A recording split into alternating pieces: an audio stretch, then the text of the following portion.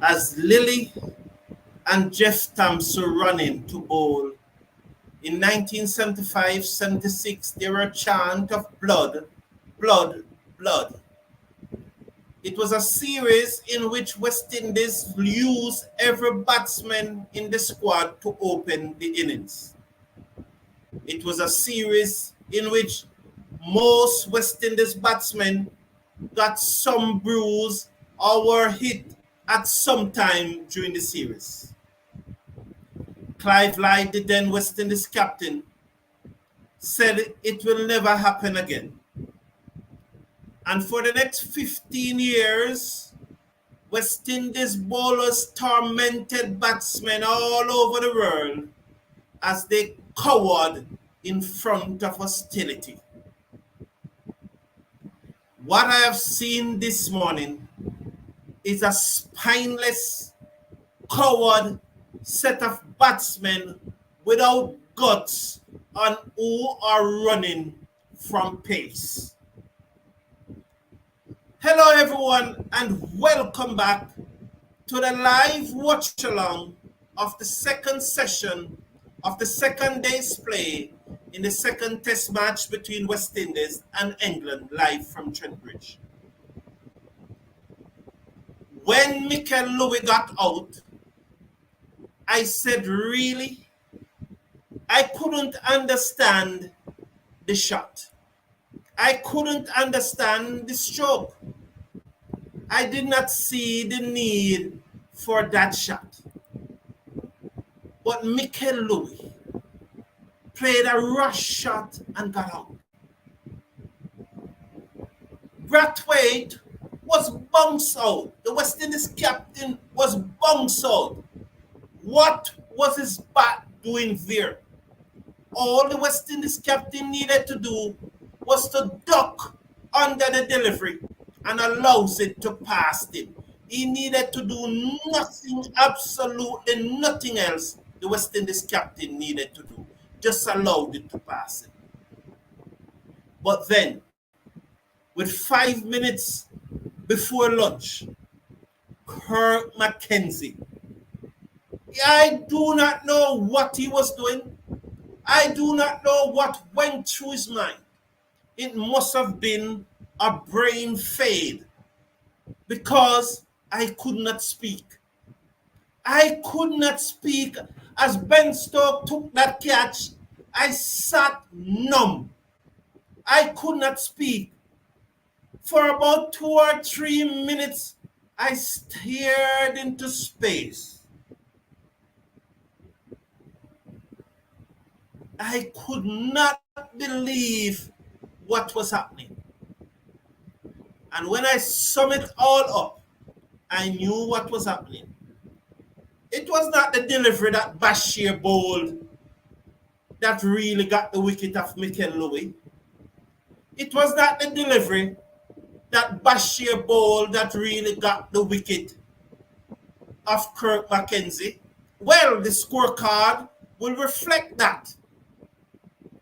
But I know a long time that pressure made people do strange things. And this morning, it was a pressure, but it was pace. Pace and more pace. 90 miles per hour pace. 97 miles per hour pace.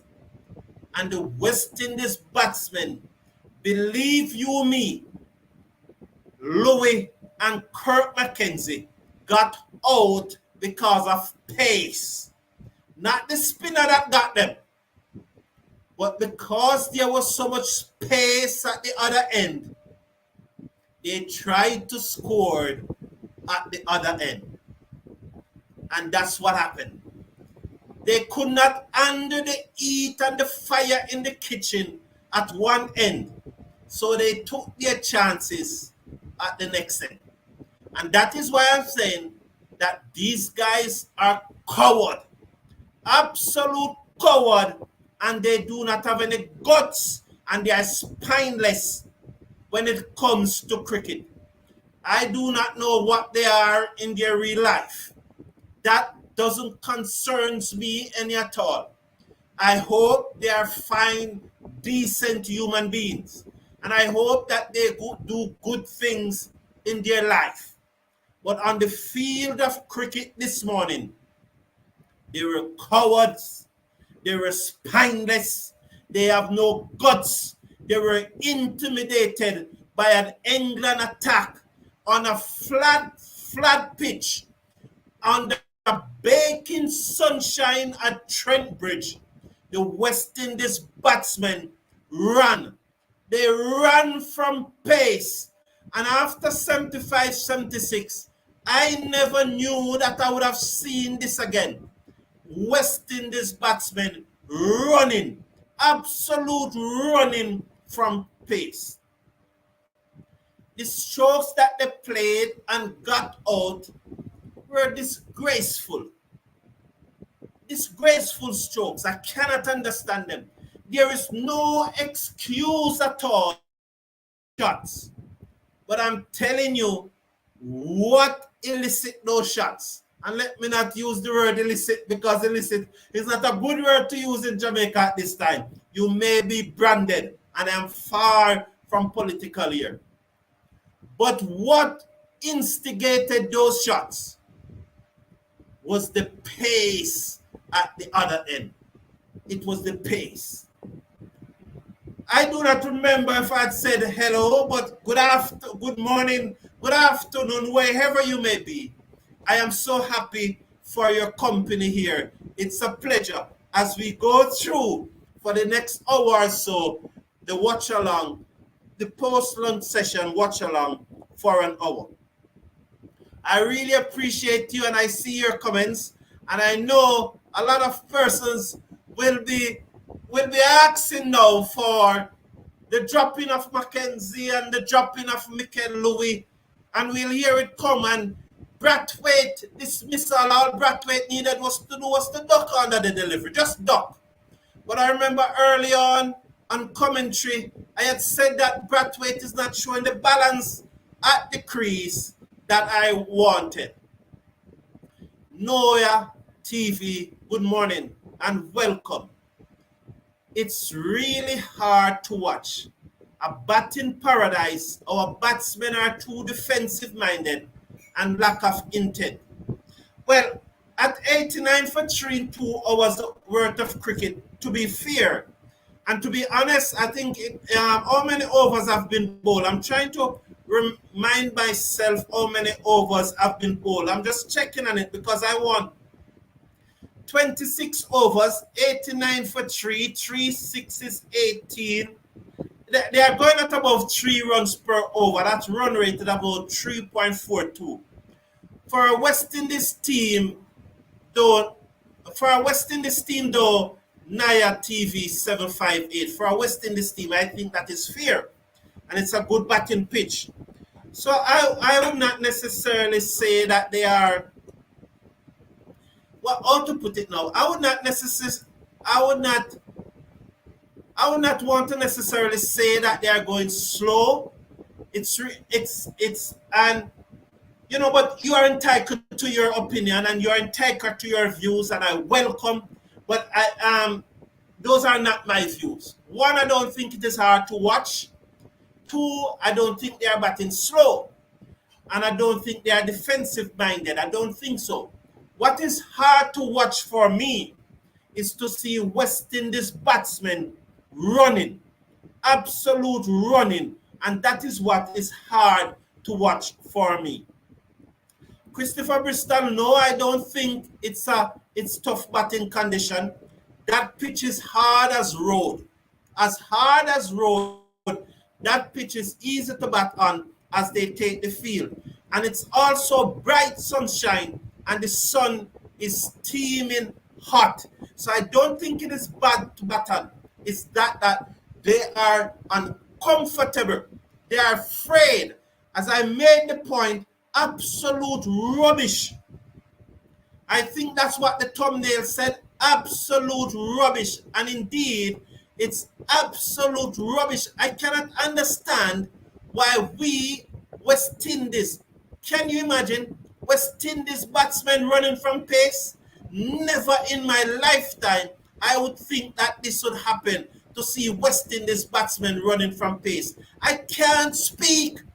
I can't speak. I am dumb. I can't believe that I've lived to see West Indies batsmen running from pace. And so, Christopher Bristol, it's an easy pitch to bat on. I don't really think that there's much trouble. You know, um, he's saying that Lou Prudent, Mr. Brown, what is wrong with Mackenzie? Does he really want to be a professional cricketer? I am so disappointed in this young man. And that's a good comment, Lou Prudent. I too, I was as I said at the beginning, and I said I can't speak. I absolutely can't speak. I do not know what Mackenzie was doing 5 minutes before lunch. I can't speak. I was like this.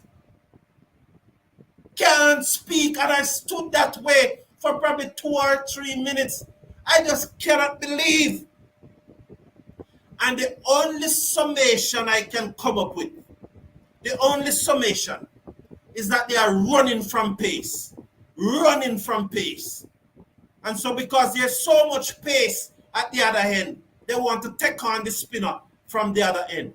And that's exactly, in my opinion, as Athanaze faced up to Bashir, round the wicket to Athanaze, and he just turned this into the onside and there is no run. Nehemiah is saying, yes, I always said that they were weak-minded. Nehemiah, you are correct. You are correct, man. You are correct. Tell it, Gerard Mead is saying, tell it as it is, Doc. Thank you, Gerard Mead. Are you at the match, Gerard Mead? Bashir round the wicket, ball to Athanaze. He plays this into the offside in the gap between backward point and cover, down to the sweeper on the boundary, 90 for 3, as Athanaze move up to 6. Someone had said that Athanaze is going to make 100 today. I really hope he does. Definitely hope that he does at this time. I really and truly hope he does. You know, definitely hope so. Lou Prudent is saying that he totally agree with Nyan 76 with you. Also, I do not think CWI need to do a review of Brathwaite both as a batsman and critically as a captain. Tactically, he's out of his depth. So that's what Lou Prudent is saying, that 90 for 3 as Bashir over the wicket, bowls to on the back foot go arch, and he places out into the offside, the field that first slip field, and there is no run. So there's a slip, a leg slip, and a forward short leg as Arch faces. He's on 1. Bashir comes in now to Arch. He's in, bowl to Arch, and Arch just allowing that one to take him on his body as he shoulders arm and collects it at his body, and there is no run. The score remains at 90 for 3 in over number 27.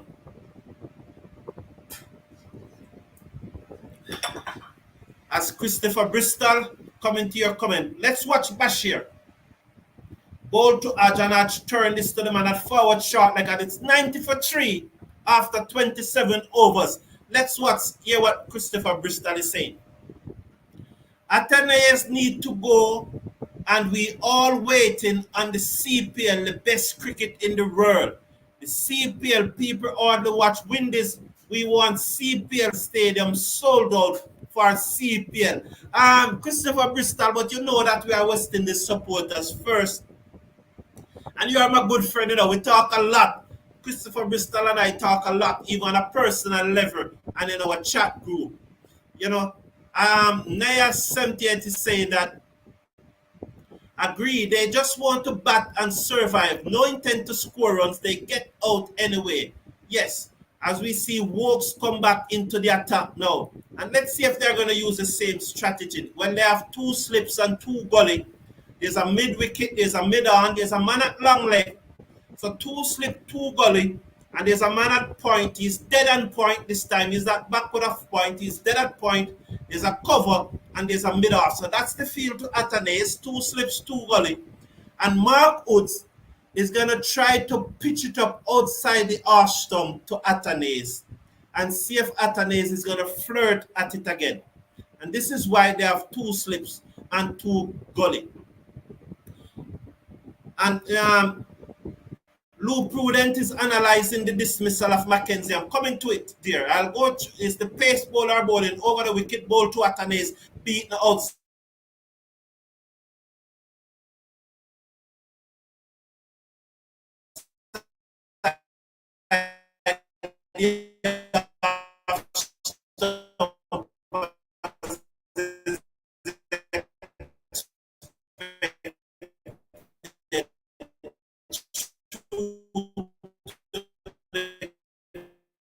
Must be happening here again now. As soon as I come back on, this thing start giving trouble. What is happening here again now? What is happening?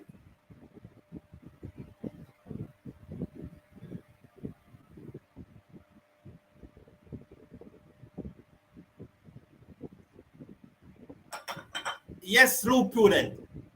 I definitely think the umpires got that one wrong. But nothing can be taken away from the shot, that it was an absolutely poor shot. I definitely believe that it was a wrong decision, as that was definitely a no ball. But it was a poor shot. And if he never played that shot, he would not have been dismissed. And I got back some feed here, and I'm seeing a beautiful shot. It's saying 98 for 3. 98 for 3. Wow.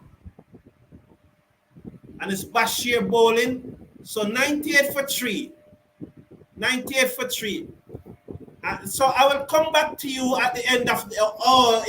Yes, here is it. Bashir into Hodge, and Hodge turns it to the man at forward short leg, and there is no run. So it appears that Athanaze played some shots in that over. Lovely from Athanaze. He has moved up to 14. 98 for 3. So he would have hit 2 4s in that over.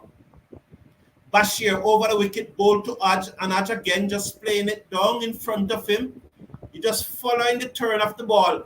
Bashir, he needs to look for the deucer though, that ball that goes away, or that seamer that Bashir will try to bowl.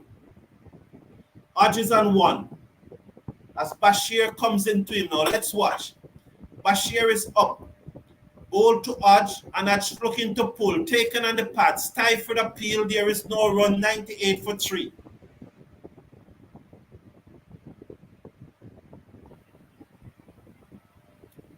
So there's a forward short leg and a slip. The right arm off spinner. 2 for 31 thus far. He comes into bowl to Kavim Hodge. He's up. As the slip on the forward short leg goes down, he's back in his crease and he defends in front of his pad, and there is no run. A solid bat coming down in front of his pad, and he just blocked that one. The score remains 98 for 3. As the screen continues to buff us, I really do not know what is happening here this morning. Definitely don't know what is happening. It was good. As long as I was not doing the watch along, it was good. But once I start the watch along, the screen start buffering.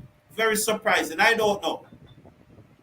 So let's take the comments. I will just let me check the score here and come back to you. At the end of the over, 99 for 3 is the score at the end of the over. So yes, Lou Prudent, I am convinced that it was a no ball, just like you. And I don't know why they did not call him back. Although he came off the field, they should have been calling back. And I think Kirk Mackenzie dismissal was unfair. But if he did not play that shot, it would not have happened. On the Sports Perspective TV, welcome, man. Brathwaite should have ducked. Yes, I agree with you. He was definitely rotten. That was a nothing shot, considering the field that was set. Absolutely, absolutely. Gerard Mead, how are you, man? Good to have you here. How is it in London? I was at a family event yesterday, so I didn't see the cricket yesterday, but just saw the replay. Okay, good that you could join us here, Gerard Mead, and I hope that you are staying nice and relaxed in London, as I got to understand that the temperature has gone up now and it's a bit hot in England. So they are taking their own time about setting this field, setting this field right now. Let's see. So there are four, 1, 2, 3 slips, a gully, a backward pointer cover, a mid-on, a mid-wicket, and a man and fight, and a man on the long leg boundary. The standardized field. I'm gonna sort this out, you know. I'm gonna sort this out. Let's watch.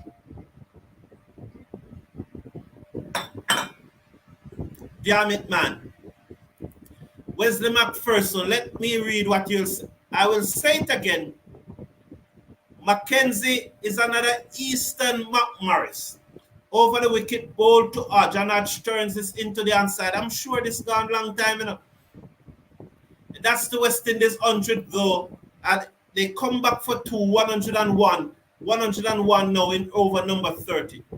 I will say it again. Mackenzie is another Eastern McMorris. McMorris is the make it. A powerhouse in the Caribbean with the bat. A failure in international. All right, Wesley McPherson. What I think is that I really think that Mackenzie is in this team because of what he did in Australia and what he did on the A-team tour, more than what he did in regional 4-day cricket. So I think that's why he's really into his team. What he did, the double century that he made in the Weeks Headley, the numerous half centuries that he made against Bangladesh A and South Africa A, and then being the West Indies leading run scorer in Australia in that 2-match series. So I really think that he's in this team because of those performances and not necessarily what he had done in regional 4-day cricket. Because if you look at what he had done in regional 4-day cricket, he shouldn't even be in the Jamaica team if you are going by what he had done in regional 4-day cricket. And that is what is going to put more pressure on Mackenzie. Because if he had done well in regional 4-day cricket, he would have had a longer run in the West Indies team. But in his case, because of such poor record, over the wicket come walks, leave alone by Hodge as it goes through to the keeper, 101 for 3. Because of such poor record in regional 4-day cricket, the moment he's not performing in international cricket, there are going to be a loud call for him to be dropped, and that will be justified because there would be no body of work in regional 4-day cricket for him to stand by. So that's the situation Mackenzie faced. And you know, Christopher Bristol is saying, Carlton, hey man, the ball is swinging. Don't you see? Or you need glasses. No, I don't see the ball swinging, you know, Christopher Bristol. I don't see the ball swinging. And let me look, though. Let me look. All right, let me put on my glasses. Ball leaves alone outside the half stop. There was a little shape on that one as it passed the batsman, but there's nothing to worry about. Just look a shape. There was just a slight look of shape on it. I do not see a lot of swinging there. The Sports Perspective TV, and because the pace bowler is bowling, I'm going through your comments as he goes back to the top of his mark. Mackenzie got lucky with the LB double, but still didn't capitalize on his chance like Pope did. Over the wicket come walks, bowls to Athanaze, allows it to go through, and then again there's a little shape on that one as it goes past the batsman. Yes, that is true Sports Perspective. So, you know, so you look at the leg, you look at the no ball that is ball, and you probably say that it's just balance out, you know. Gerard Mead is saying, once again, the captain was too slow to assess the situation and maintain an attacking field. Over the wicket comes Wokes, leave alone again Hodge, attacking field for far too long, which caused England's runs dry. That's a very good point that Gerard Mead is making there, you know. For this morning, I think either last night or this morning, I was thinking the same thing, that we should have at least have a third man and a cover earlier, much earlier in the piece. So I think it's a good point that Gerard Mead made there. I love that point. I was thinking about the same thing. Walks to Hodge, Hodge again leaves alone through to the keeper, and there is no run. So at the end of the over, West Indies 101 for 3 at the end of the over. So odds there just picking the line, picking the length, and allowing the deliveries to go through. And at the end of the over, I'm just trying to update my feed here and hope that I'm at the correct spot here, and I hope it doesn't start buffering again, because this feed have a so 102 says 102 3 deliveries as Bashir comes into the right-handed arch as he defends. He's back on his stump and defending it.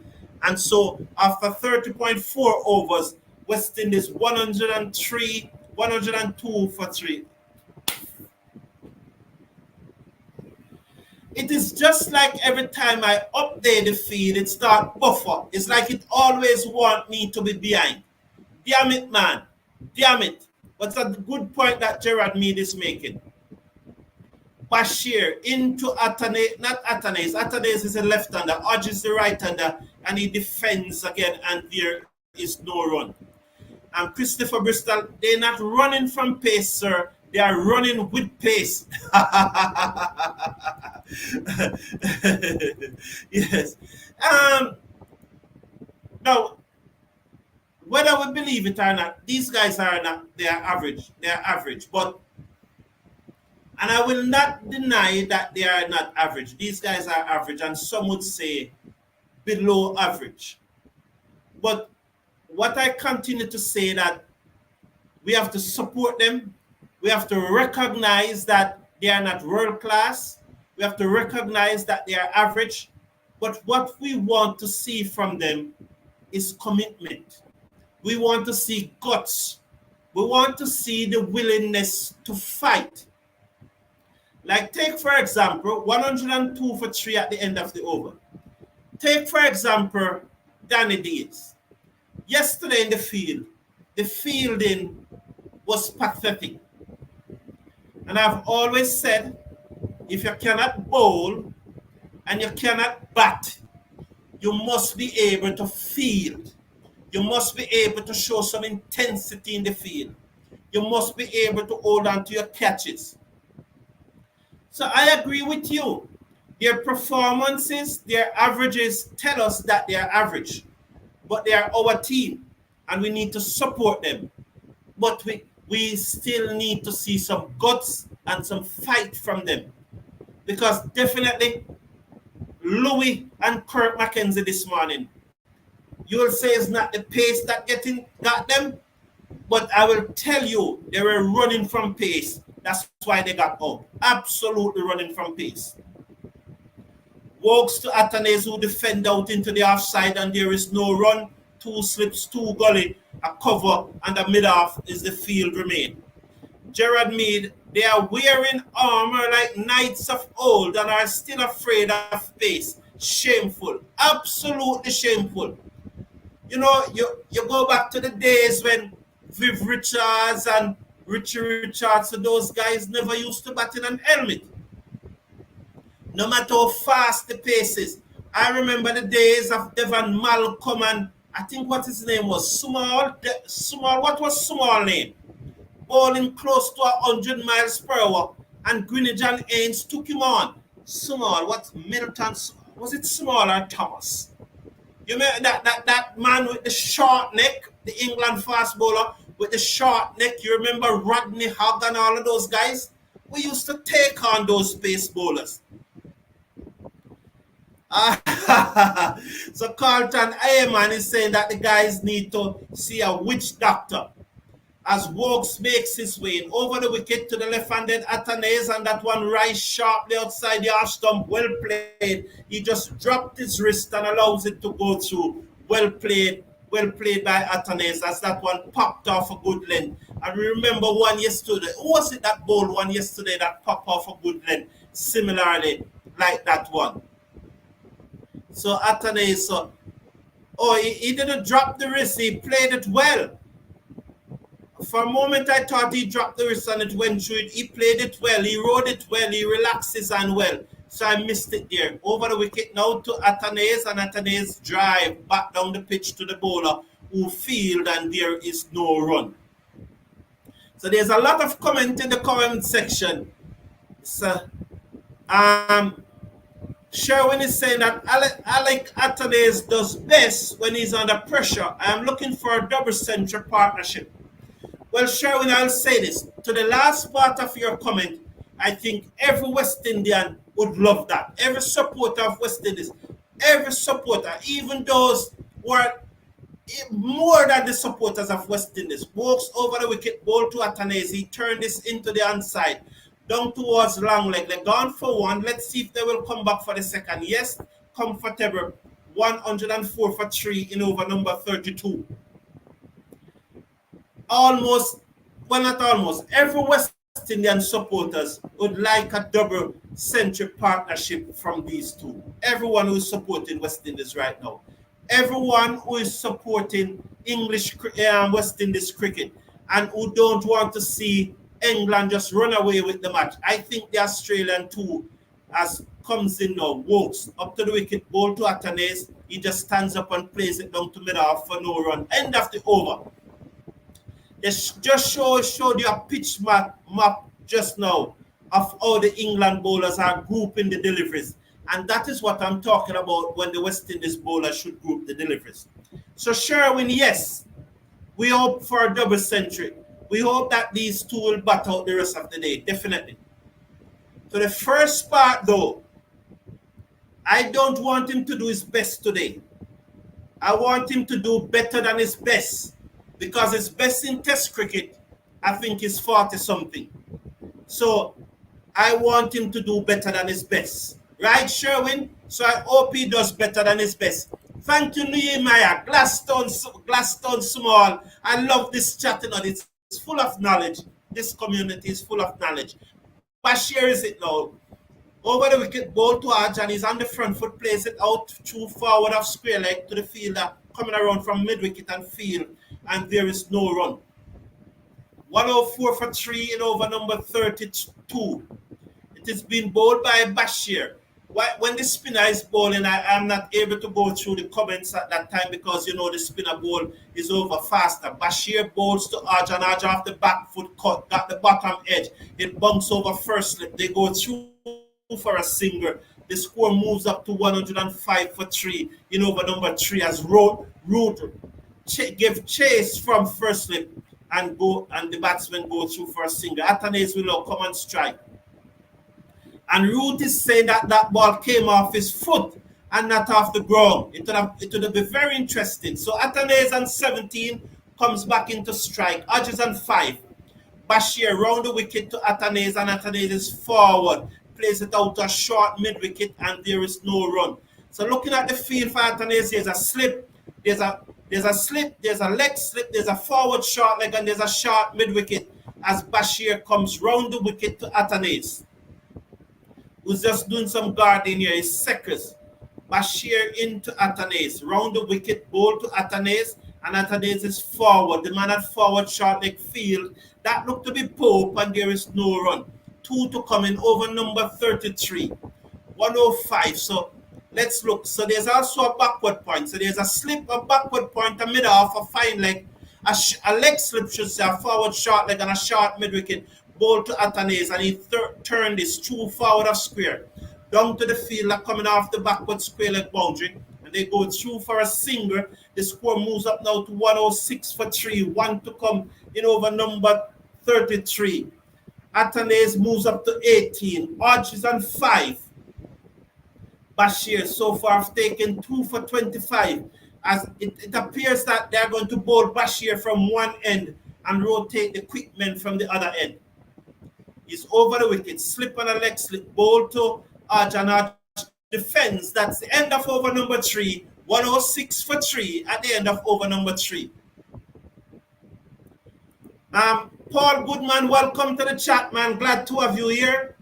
A simple instruction like occupy the crease or don't throw your hand away may be given this mindless approach to batting. Paul Goodman, I understand that, but I think, as I said, they are running from pace. They are running from the barrage of bouncers that Atkins was bowling. They are running from the 90 miles per hour pace that Markwood was bowling. And I come back to Mikel Lewis dismissal. Over the wicket, ball to the left-handed Athanaze.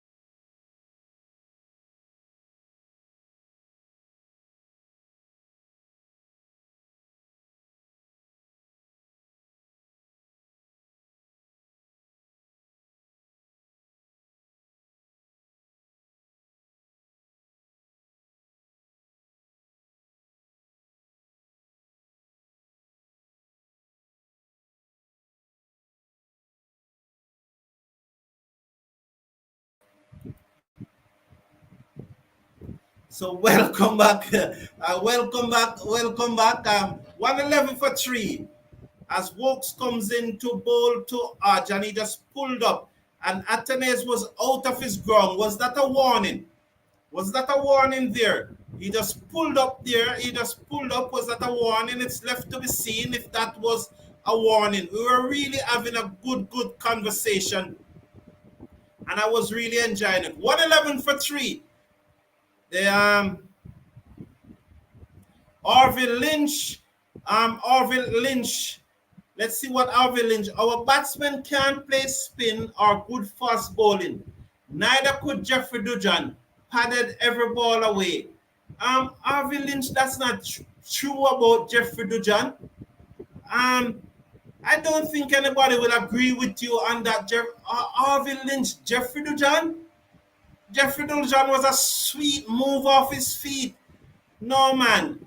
Are you mixing up Jeffrey Dujan with Jimmy Adams? You're probably mixing up Jeffrey Dujan with Jimmy Adams, but definitely Orville Lynch, Jeffrey Dujan. No, man. No, Jeffrey Lynch. No, Jeffrey Lynch. Not Jeffrey Dujan at all.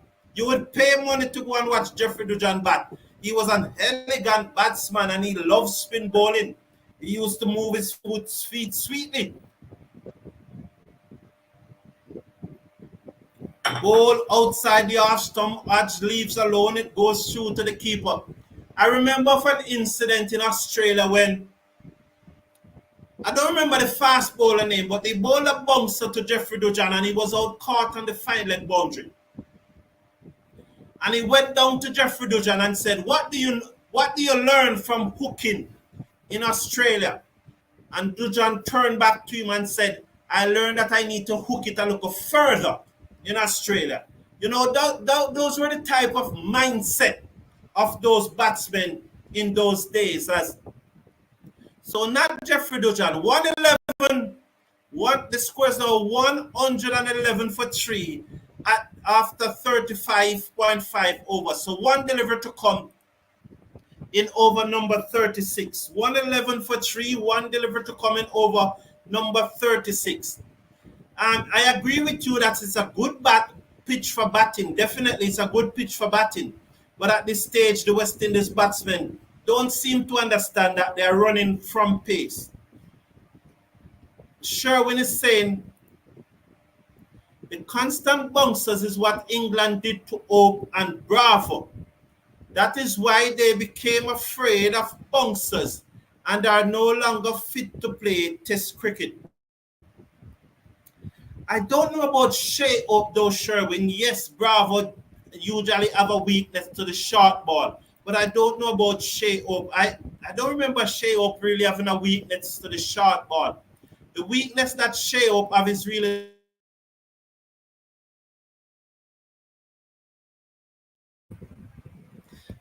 I think there's a ball that pitch on a shot and a length coming back into him. I think that's the weakness that Shea Oak have. I don't think it's necessarily the shot that has been Shea Oak weakness any at all. You know, definitely don't understand what is going on here. But the score, I can tell you the score. The score is 112 for three at the end of over number 36.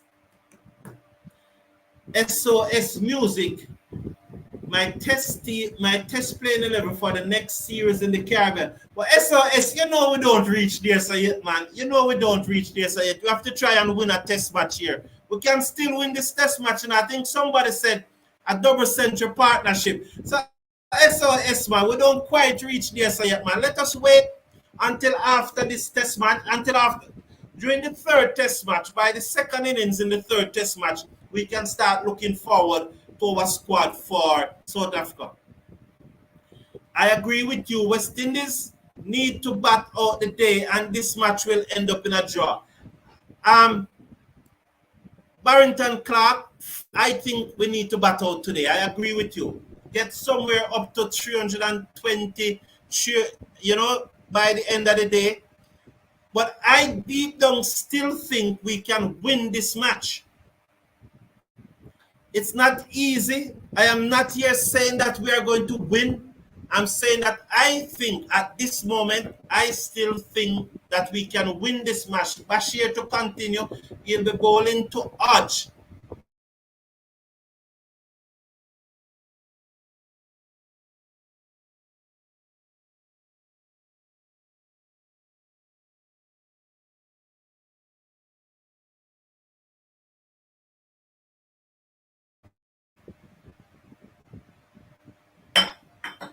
So Bashir is it bowling to Hodge. West Indies 113 for 3 as Hodge struck that away for a single. So, Paul Goodman, by the way, limited overs cricket has produced in the West Indies bowlers who bowl wide and wickedness and batsmen who can no longer make proper stroke. Could you just, Paul Goodman, when you're, could you just slow down? Round the wicket, he's bowling to the right-handed edge, and that was the single that put the score up to. Could you just slow down a bit and just make sure so that we can understand? Because I don't understand. I don't quite understand. Headless batting by Brathwaite, Mackenzie, and Louis. I agree. Does not seem to learn at all. Athanaze will make his maiden test century in this innings. Let's hope so. We really hope so. He's on 22. He's on 22. I really hope we don't see any reverse sweep from him until he passes 100. Round the wicket is going to go Bashir to Athanaze. And he hit that away. Lovely. That was a 4. He hit that ball for 4. So Athanaze move up to 26. As my screen is frozen, but I know that he hit a 4 there. So that was good from Athanaze. 117. I don't, this thing is really upsetting me. It is damn upsetting me, man. A lot. It is really upsetting me a lot because it just keep damn freezing. And I tell you what, I will back with you for the final session. I'm going to try and sort something out and be back with you for the final session. I hope West Indies doesn't lose any wicket during that time. See you then. Have a great afternoon.